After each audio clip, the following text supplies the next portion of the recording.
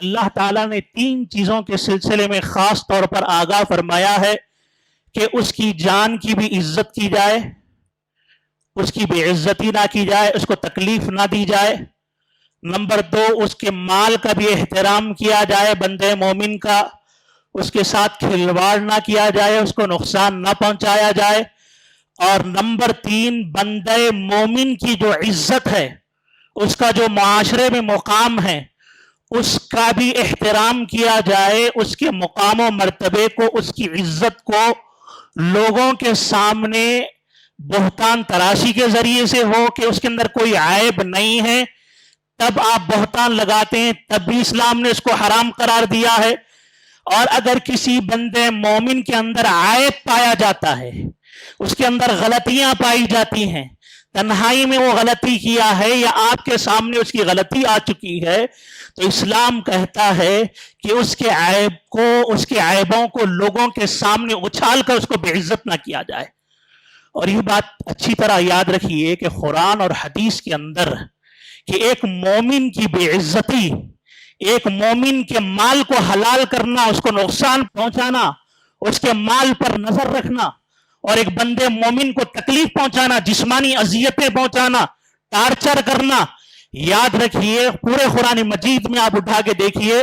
اور احادیث مبارکہ میں اہل علم کہتے ہیں بہت کم گناہ ایسے ہیں جس میں اللہ تعالیٰ نے نہایت ہی پھٹکار کے انداز میں بندوں سے خطاب کیا ہے۔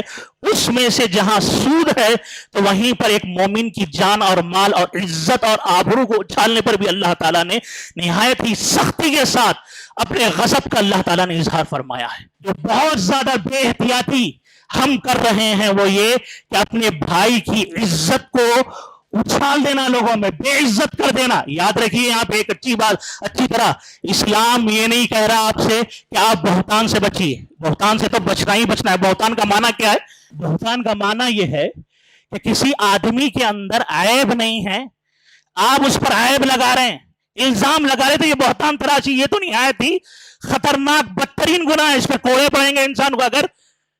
اسلامی خلافت ہو تو۔ لیکن اسلام یہ کہتا ہے،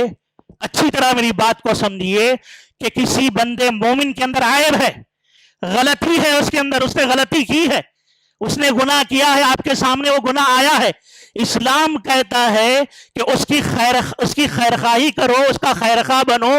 لوگوں کے سامنے اس کو عیب کو اچھالتے ہوئے مت پھرو، بلکہ تنہائی میں اس کی غلطی کی اصلاح کرو۔ یہ بات اچھی طرح سمجھیے، کسی نے غلطی کر دی، ہم مسجد میں بیٹھ کے ڈسکس کر رہے ہیں، دکانوں پر بیٹھ کر ڈسکس کر رہے ہیں، واٹس ایپ بلا تحقیق کے، آج کیا معاملہ ہے، بغیر تحقیق کے فلاں نے وہ جرم کیا نہیں کیا، ابھی ہم نے تحقیق کا مرحلہ ہی پورا نہیں کیا، تحقیق کا مرحلہ ہی پورا نہیں کیا اور بات کو اچھال رہے ہیں، جبکہ اسلام کہتا ہے کہ آپ نے تحقیق بھی مکمل کر لی ہے، فلاں نے جرم کیا ہے، غلطی کی ہے، پھر بھی آپ کو اس بات کا حق نہیں ہے کہ لوگوں کے سامنے اس کے عیب کو آپ اچھالتے پھرے، نہیں، آپ کو چاہیے کہ تنہائی میں اس کی اصلاح کرے۔ واقعی اس کا شر اتنا بڑا ہے تو تنہائی میں اس کی اصلاح کی کوشش کرے، اس معاملے کو رفع دفع کرنے کی کوشش کریں۔